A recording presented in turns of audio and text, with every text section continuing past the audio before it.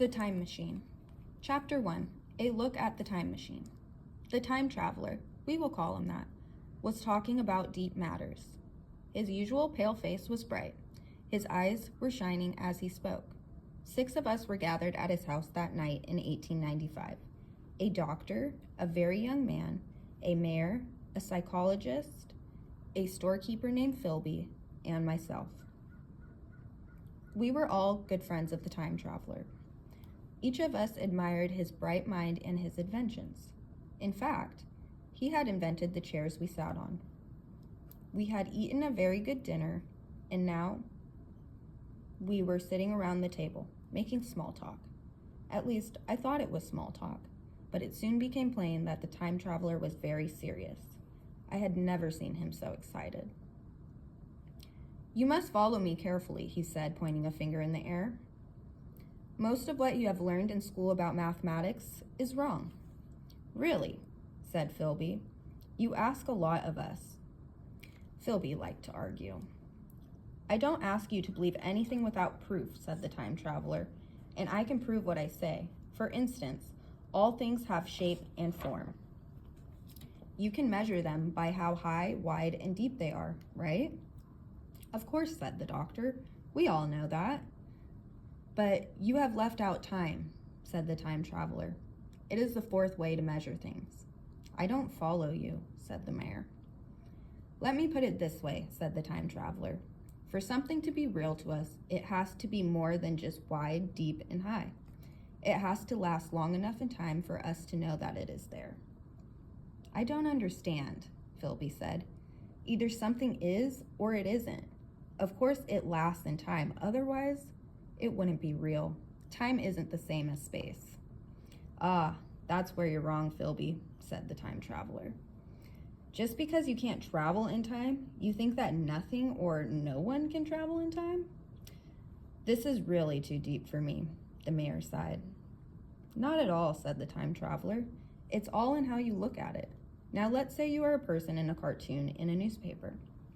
You can't cross into the next box of the cartoon, but that doesn't mean it isn't there, does it?"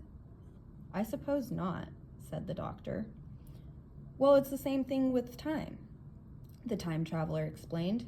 "We think of time as something that can't be changed. What is past is gone forever, and we just have to wait for what is to come. In our own way, we are like the people in a cartoon, but just because we can't cross the lines doesn't mean that the past and the future aren't there. And I say these lines can be crossed." "I think I see what you mean," the doctor said. "Things all have 4 dimensions. They are high, wide, deep, and exist in time. Time is like space. It's just another way to measure things, and it is just as real as the others." "Now you have it," cried the time traveler. "But there is a difference," the doctor said, wagging his finger. "We can travel in space. We can go up, down, back, and forth, but we can't travel in time." "Ah, but we can," said the time traveler with a smile. "That's why I have called you all here tonight. I have been working for some years on this idea. I have invented a machine that will let me travel in time. At least, I have finished a small model of one. Now I will prove to you that it works." "It can travel through time?" the young man asked. "What an idea." "It would be wonderful for history teachers," said the psychologist. "They could travel back and see what really happened." "Well, what about the future?" said the young man. "You could put all your money in the bank to earn interest. Then you could travel years ahead and be rich." "Well, if you ask me, this is all just small talk," Philby said. "You can't prove it." "Oh, but I can," answered the time traveler. "Prove it?" I said. "This I have to see." "And so you shall," said the time traveler. "Of course, it's all a trick," Philby added. "Trick or not, let's see it," said the mayor. The time traveler smiled. Then he got up from the table and went out of the room. We heard him walk down the hall to his workshop. While he was gone, Philby started to tell us about a magician he once saw. But before he could finish his story, the time traveler came back. The time traveler was holding something that was no bigger than the palm of his hand. It was about the size of a small clock. I have to admit it was well made, whatever it was. It had rods of bright metal. Some parts looked like glass, but they glowed without light shining on them. There were other things on it that I had never seen before. "This is a small model of the machine I am building," explained the time traveler. He put the model on the table near the fireplace. The only thing on the table was an oil lamp, but there were many candles lit in the room. I could see everything clearly. We all drew closer and looked carefully at the model. I think we were looking for some kind of trick. Because of this, I watched very closely. I was sure that, with all of us watching, the time traveler could not trick us. "Well," said the psychologist. "First of all, this is only a model of my machine," said the time traveler, "but it will travel through time. Look at this bar. It shines without any other light. It doesn't look quite real, does it?" "It seems well made," said the doctor. "It took me 2 years to make the model," said the time traveler. He pointed to the other parts of the machine. When you press this white bar from the machine will go into the future. The other bar will send it into the past." He pointed to the seat on the model. "Here is where the time traveler will sit on the machine. In a minute, I will press the white bar. The machine will then disappear into the future. It will be gone forever. That's because there is no one on it to bring it back. Watch closely now. I don't want to waste this model and have you tell me it was all a trick." We were all quiet for a moment. The time traveler reached for the white bar, then he stopped. He turned to the psychologist and said, "No, I shouldn't do this. Here, lend me your finger." We watched the psychologist press the white bar with his finger. The machine began to glow. Then it began to blur. It seemed to spin. You could almost see through it, as if it were a ghost of a machine. Suddenly, it was gone. At the moment it disappeared, a candle near the fireplace was blown out. Now the small table was bare, except for the lamp. The psychologist was the first of us to move. He looked under the table for the machine. I'm sure he thought it had been a trick. The time traveler laughed. "Well, what do you think?" he asked. "Do you mean to tell us that your machine is now in the future?" the doctor asked. "That's right," answered the time traveler. He smiled. "What's more, I have nearly finished building a big machine. I plan to travel into time myself." "Hold on now," said Philby. "It's one thing to show us a trick toy. It was good for some after-dinner fun. But tomorrow, in the daylight, that's another thing." The time traveler smiled. "Would you like to see the time machine itself then?" he asked. He stood up. We followed him down the hall to his workshop. The machine was, indeed, a larger model of the one that had disappeared. But this one wasn't finished. The control bars weren't in place yet. I picked one up. Like the bar on the model, it was made of some kind of glass. It seemed to glow from the inside.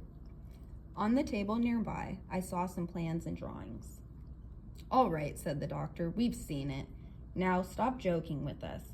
Do you mean to say that you're really going to travel through time on this thing? Or is this a trick, like the ghost you showed us last Christmas?" "I have never been more serious in my life," said the time traveler. "I am going to travel into the future on this machine." None of us knew what to say. I looked at Philby. His face showed that he didn't believe a bit of it. He gave me a wink, too. Chapter 2, The Time Traveler Returns. I don't think that any of us believed in the time machine. Maybe it was because of the time traveler himself. He had a mind that was a bit too clever. You never knew when he was joking. If someone like Philby had told us a story like that, we would have believed him. In fact, anyone would believe Philby. He wasn't smart enough to lie. But I have to admit that I thought about that time machine all that week. I couldn't get over the way the model had disappeared. When I saw the doctor during the week, I mentioned the time machine model. He said that he once had seen something like it at a magic show. He was sure it had been a trick, but then I asked him how the trick was done. He didn't have a good answer for me. The next Thursday, I was invited to dinner again at the time traveler's house. When I got there, I found 4 or 5 men already there. However, the time traveler wasn't there. The doctor was standing in front of the fire looking at his watch. "It's 7:30 now," he said. "I suppose we should have dinner." "Without our host?" I asked. "Where is he?" "That's the funny thing," the doctor said. He showed me a note. "He left me this. He says that he'll be late. If he isn't here by 7, we should eat without him. He says he'll explain everything when he gets here." "Well, it would be a shame to let dinner get cold," said a man who was a newspaper editor. We sat down to eat. The doctor, the psychologist, and I were the only people who had been at the last dinner. Sitting next to the editor was a reporter, and next to him sat a quiet man with a beard. As we ate, I talked a little about time travel. The others wanted to hear more. The psychologist explained what had happened the week before. He called it all a trick. He was still talking when I saw the door open. At last, he's here, I thought. The door opened wider, and the time traveler stood before us. I gave a cry of surprise. "Good heavens," cried the doctor. "What's wrong?" he asked. He had seen the time traveler standing in the doorway. The others turned around to look. The time traveler looked terrible. His coat was dusty and dirty. His clothes were torn. His hair was a mess, and his face was pale. He had a brown cut on his chin. It looked as if it were a few days old. He looked very tired and weak. For a moment, he just stood in the doorway. Then he came into the room. He walked with a limp, as if his feet were sore from walking many miles. He didn't say a word. He came toward the dinner table and pointed to the wine bottle. The editor gave him a glass of wine. He drank it down and gave us a weak smile. "What in the world have you been doing, man?" asked the doctor. The time traveler didn't seem to hear him. "Don't let me disturb you," he said in a weak voice. "I'm all right." He held out his glass again.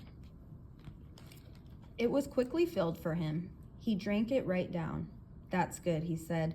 Some of the color came back to his face. He looked around the room at us. "I'm going to wash up and put on fresh clothes," he said. "Please save me some meat, won't you? I'm starving for a bit of meat." The editor began to ask a question. The time traveler held up a hand. "I'll tell you soon enough. I'll be back in a few minutes." As he left the room, I saw why he was limping. He had nothing on his feet but a pair of torn socks, and his feet were all bloody. Then the door closed behind him. I could almost read the editor's mind. He was already making up a headline for his newspaper. "Famous inventor acts strangely." "What's this all about?" asked the reporter. "What has our host been doing?" I said that I was sure it had to do with the time machine. No one at the table took me seriously. Although all through the meal, the men made jokes. They were still laughing when the time traveler came back, dressed in clean clothes. He looked much better, but still very tired. "Ah, there you are," cried the editor. "I hear you've been time traveling into the middle of next week. So tell us, what's new?" He laughed. Or should I say, what will be new? The time traveler didn't answer. He sat down at his place at the table. "Where's my dinner?" he asked. "Oh, I'm dying to eat some meat again." "Come on, tell us the story," said the reporter. "Yes, don't keep us hanging like this," said the psychologist. "I have to eat," said the time traveler. "I won't say a word until I have finished my dinner. Pass the salt, please." At last, the time traveler pushed his empty plate away. "I'm sorry to have kept you waiting," he said, "but I was so hungry." He got up from the table. "Come into the other room," he said. "I have a long story to tell."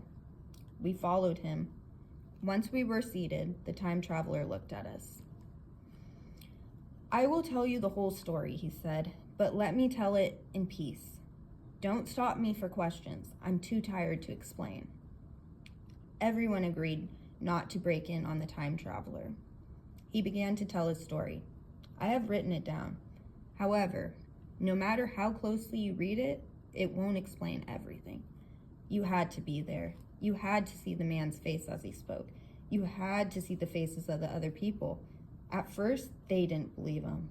As the story went on, they stopped smiling. After a time, no one looked at anything but the face of the time traveler. He told us this strange tale.